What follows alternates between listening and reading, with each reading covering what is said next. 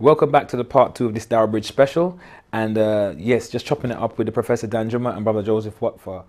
Brother Joseph, I wanted to find out if we could move towards the meat of your dissertation. What was how would you say, what were the main findings that you discovered in this paper that you wrote? I mean, in terms of sort of offshoot of the conversations, one of the main findings, I guess, was that there were so many findings, and I ended up having to, really focus and situate myself within the field, and specifically in terms of race, racism, and resistance, and how that sort of influenced. Key ideas, right? Yeah, they're the key sort of the main focus of the dissertation. So, I mean, in terms of the most significant findings, I think we can go with sort of three sort of significant findings. I think the first one is sort of exposure to Islam. That's what I called it in the thesis, and that was the general, as I spoke at the beginning, and sort of as Brother Danjuma said earlier, Islam's prevalence and growth in the West, Muslim communities, Arab communities, the rise of the proliferation of mosques, and sort of the double pronged sort of influence of 9/11, which had this real surge in the media about Muslims, all negative, but interestingly, most of the people I interviewed, that was one of their sort of points of just like, who are these Muslims? Like, why are they in the news every day? Why did they bomb those two towers? And that started a journey. And so that was a sort of minor finding. But then, in terms of sort of race, racism, and resistance, I think one of the main findings was I called it alternative history, alternative histories, and it was this notion that sort of while navigating sort of their way through British society and sort of in school with the police, they were, constantly sold this idea of, what it was to be black. It was this externally defined identity, they defined in some ways, and there was, you could talk about critical points, Rastafarianism, Ansarullah, the 5%ers, where, black people actually were out there, or, even hip hop, defining it. But then in many cases, hip hop was profoundly influenced by the 5% nation. Yeah. Profoundly. Yeah. I mean, you go on the Wikipedia page and you see all the names of hip hop artists, and it's, from Nas to Rakim, everyone. Poor Righteous Teacher XYZ. Yeah. And so what it was, a lot of the people I interviewed speak about, being, as Professor Danjuma said, being almost, I wouldn't go as far as saying ashamed, but slightly embarrassed, not proud of their past, because for them to be black was to be, history started as a slave, and then you were rescued by, William Wilberforce, and missionaries in Africa. Maybe it was some shame, actually. Maybe it was actually shame. I guess it is. That a false history. Yeah. It was a false history, but that's a powerful teaching against a person's humanity. Right? Exactly, and from that basis of that construction of blackness, which took Yoruba, Igbo, Wolof, Timni people, and called them black, Negro, actually. Oh yeah, I mean Negro, and then or even worse. and then black, and so for many what Islam offered was sort of an alternative raw material. For many of them, they found, and these raw materials were found in the story of Mansa Musa, arguably the richest man ever to walk on earth, and they say the story is you can track his journey to Mecca because of the inflation he caused with his gold purchases throughout. Bilal, the first Muslim to give the call to prayer, and then up to Malcolm X and beyond. And so Islam offered this alternative notion of blackness, and then at the same time, sort of almost in a contradictory fashion, it offered this idea that in our sort of community, in the Islamic community, you're not black and you're not white, and race isn't the sort of most important identity. The most important identity is being a Muslim, and la ilaha illallah, and so. Was that a consistent theme or a view, or amongst the people you interviewed, or was there contention, difference of opinion? Was that pretty much consistent? I mean, there was obviously, it was pretty consistent in terms of I think there was in terms of a lot of the interviewees in my study are Salafi, and so sort of promoted this notion of a colourless Islam, an identityless Islam. You're only Muslim and everything else just gets binned. But then sort of as you probe in the conversations, you know, notions of race sort of come out time and time again, and that thing comes to them, that thing comes out over and over again, and it's the idea that, you know, you kind of don't know who you are, you know, or what you do know about yourself, you have to kind of find out yourself, you know, because everything you're being told, you know, from that basis of, you know, blackness to, you know, now, you know, they just say, they use the word gangster sort of interchangeably. Now you're a gangster, or you're whatever. And so for them, that was sort of the main part of the journey. I think another interesting finding in my study was sort of the notion of transformative justice, the power of Islam, you know, that they felt was devoid in black majority churches. Okay. You know, they really, I think, I mean, I can't really comment because I'm not sort of from the Caribbean community, but a lot of my interviewees said, you know, their parents, their grandparents who, you know, went to church were, you know, quite sort of passive in terms of their, you know, the resistance to racism. I think, you know, they've been pacified throughout, you know, their experiences, you know, beaten up, you know, in the 60s and the 70s, the NFs, and then, and what the sort of the black majority churches, they sort of, the way they spoke about it, it was this almost turn the other cheek culture, which, you know, a lot of the younger generation that I found, you know, weren't really sort of on the turn the other cheek culture. For them, they were British and this was their country, and they wanted to sort of find justice themselves. And so, I mean, one of the most interesting sort of quotes I remember, I can almost remember it off the top of my head, was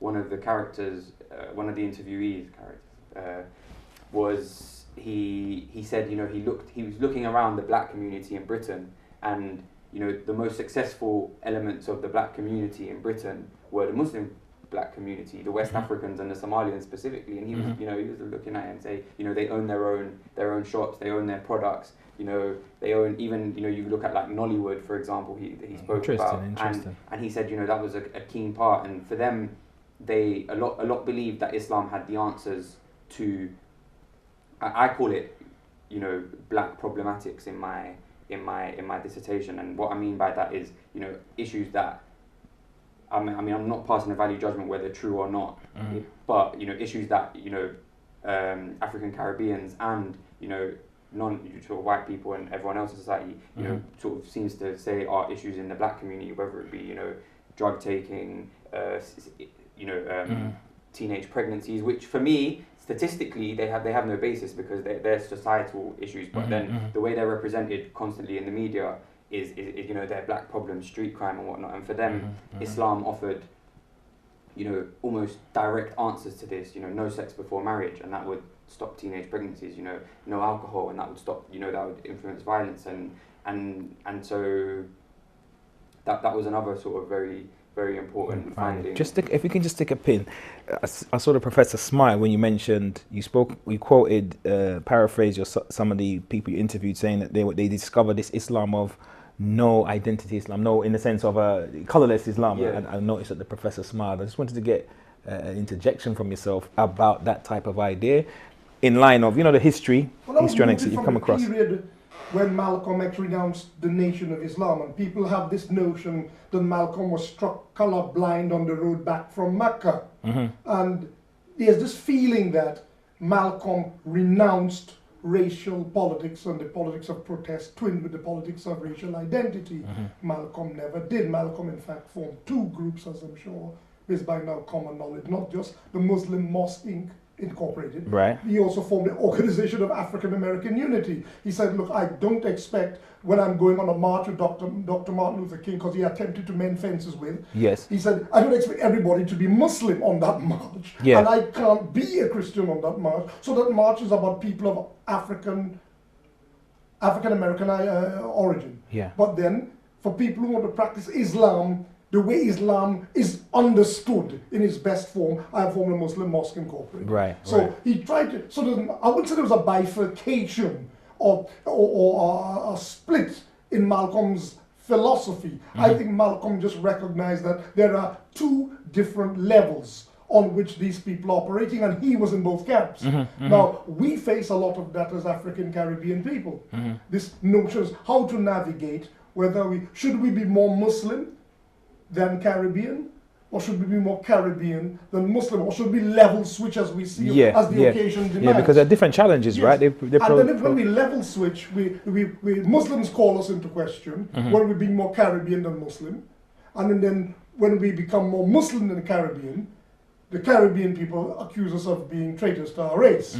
So for the Caribbean person who is both Muslim and Caribbean, there is that dilemma. There is this, so just to elaborate on that question, because there's a question that's come up recently in conversation, where it's an ongoing question, particularly, as I said, Thursday night, there was a couple nights ago, there was a big talk about Malcolm X, the 50th commemoration of his passing, of his martyrdom.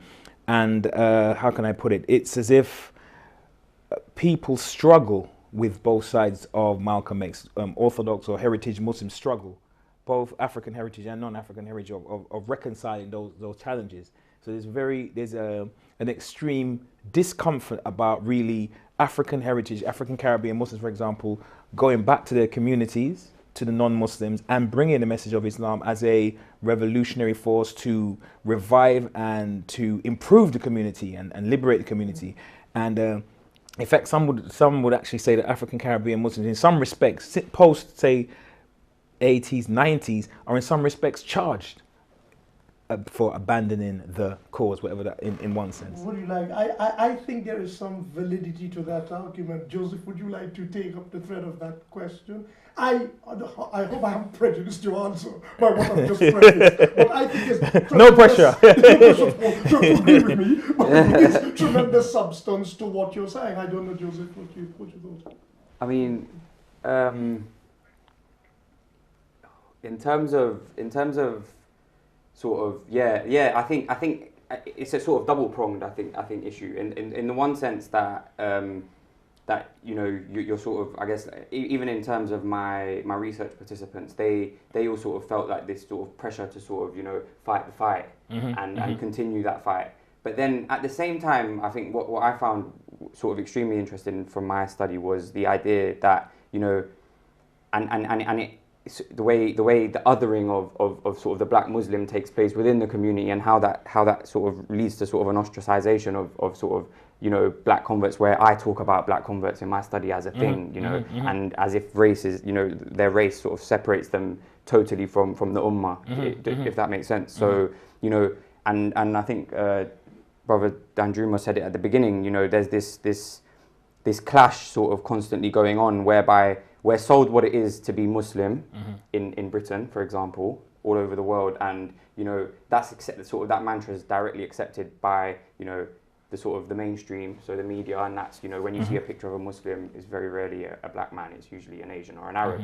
I think you could use the term normative. Yeah, there's like a normative sort of community, which is, and that's even when people try to do good pieces of work, trying to talk about the complexities of Islam and talk about the Islam as a peaceful religion, or different things, they end up focusing specifically on Asians and Middle Easterners, and what that happens is you have this racialized conception of Islam, and that Muslims are Asian or Middle Eastern, and what happens is within the Islamic community, which is the majority is Asian and Middle Eastern in our society, they end up othering black Muslims as well, to the extent where black Muslim converts are always called converts. A black Muslim can have a convert can have a son, and they'll kind of always be labelled as a reaver or a convert. Yeah, I remember being at a function in South London, and could say, for use the term, heritage Muslim in some kind of, my daughter, she's only 12,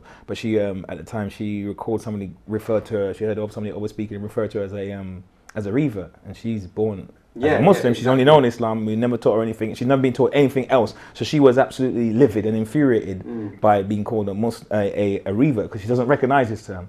And I guess the schizophrenia does start from, or I use that term, from older people who say, for example, older Muslims who have African Caribbean heritage. Sometimes you hear brothers talking, they'll say, yeah, it was quite a mixed crowd. There was Bangladeshi brothers there was Khoja brothers there, Moroccan brothers there, and there was like reverts. Yeah, exactly. And you think, okay, what the heck is that? Because I know if you take me Bangladesh, I know a language, I know a people, I know a history.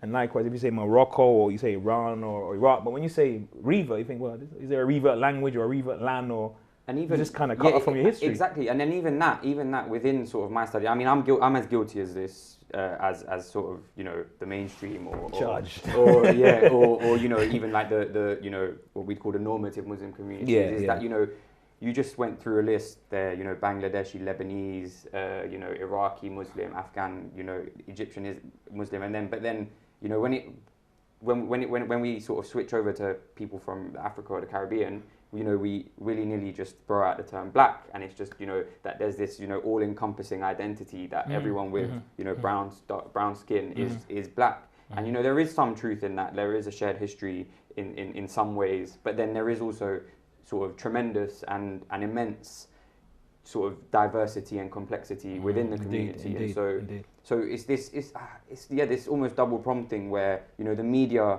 the mainstream is representing sort of things in one way, and then people in marginal sort of social positions, whether they be Muslims or sort of African Caribbeans or, you know, etc., tend to sort of accept these things, and it sort of there tends to mediate sort of the, you know, the experience of different groups within sort of subgroups. How was your dissertation? How was it received?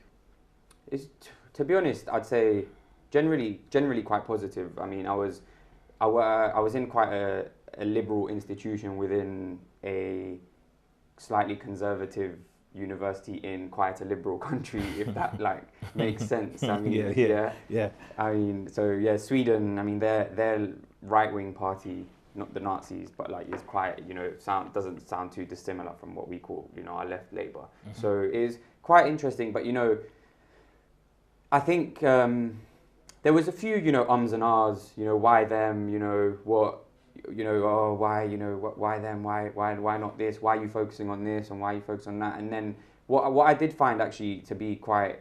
So there was some tension then? And no, I found, I guess like, sort of almost quite offensive at times is and this is something, it happens in quite a lot of, you know, sort of in a few sociological studies and anthropological studies, it's almost infantilization of, you know, the subjects that, you know, so a big part of my thesis was, you know, I wasn't going to bring any overarching sort of theory of conversion into the thesis, or sort of, and I was going to let sort of my interviewees, you know, dictate and define what conversion meant to them and why. Whereas, you know, a social science crowd were like, oh, you know, how could you let people who, you know, haven't studied what you've studied define this phenomena? And, you know, and my retort to that was, how can you attempt to define a phenomena that you haven't even sort of partaken in or have no experience in? So yeah, and it's this idea that, you know, that subjects, I mean, the late Stuart Hall sort of was big on this. It was like this degradation of the black voice in social sciences.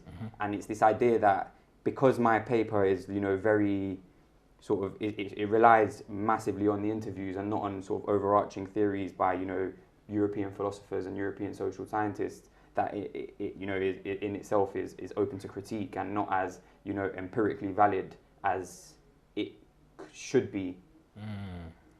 So yeah. How did you feel about that? I mean, to be honest, the process from the beginning to the end for me was so, you know, rewarding, enlightening, illuminating, and not only in terms of like the subject matter, but in terms of like the way I began to see things outside of, you know, in my daily life. And, you know, the idea, you know, like I sort of relating to the question you asked me at the beginning in terms of how I began to sort of be much more reflexive in the way I saw things, because I went into this sort of this research thinking I kind of had all the answers because of my experience where I grew up, and, you know, So your own bias, you owned your own bias. Yeah, and the fact that I was Muslim, I thought, you know, I was in, but then, you know, as soon as I got in, I realized that, whoa, like I actually know very, very little, and it was a humbling experience. And so I had the confidence, and I knew that the work I had done was what I intended to do, and what the people who I interviewed would have wanted me to write. You know, I wasn't in the business of, you know, taking sort of their assertions and the different things they told me, and, you know, trying to fit it within, you know, some Gramscian Marxist theory. I was, you know, I wanted to truly reflect what the authentic. Yeah, I mean, as authentic as I could do. But obviously, you know, you have to get to pass a master's, you have to obviously... There's criteria. Exactly. We've been there. The institutions. Alhamdulillah. Professor, question comes to mind, because I'm linking and I'm moving between the two of you because it's so interrelated. Not the same, but so interrelated. When would you say, I'm going to use the term like this surgical almost removal of consciousness of when I say consciousness in the term black consciousness or Afrocentricity or black consciousness, when was that removed from the Muslim landscape, the African Caribbean Muslim landscape? What epoch are we talking? You know, I think that happened in the 80s. It happened as early as the 80s. Yes, there was still the politics of protest with NWA and these people, but to me their blackness was a very regional, it was an urban blackness. Our blackness linked us back to the continent of Africa. Okay. When we became Muslim and we began to gravitate to, we moved away from the NOI, then we moved to things that looked a little more, looked authentic. It was very eye-catching. You mentioned it just now, the Ansarullah. When you saw them on the street, they were immediately recognizable. Even in winter, they wear their thobes and always in pure white. Always in white. And they'll tell you straight, we are connected spiritually to the Sudan. This immediately connected. In fact, it is no surprise there for my first trip upon no sooner had I arrived in England to continue my studies, the first place I went to was the Sudan in Africa. Of all the countries that I chose to visit, it was the Sudan. And then from there, other parts of Africa. That's another story later. But what I'm trying to say is, when you look at the people that we are teaching us in Trinidad, and they recognize this from quite early on, most of our missionaries were West Africans. They sent Sheikh Salahuddin Tayo. He was from Nigeria but domiciled in Ghana, Yoruba man. And then one whom you know, Sheikh Bouadi, Sheikh Faisal Bouadi of the Islam Channel. He lived in Trinidad for 12 years. But they sent people like that because at that time we had connected. The brother Joseph was talking about Mansa Kanka Musa and that sort of history. That sort of history was very much uppermost in our minds. As a boy in Trinidad in the 70s, I never learned. The books I studied at school taught me that some of these people were Mohammedans. I'm trying to quote verbatim what the book said.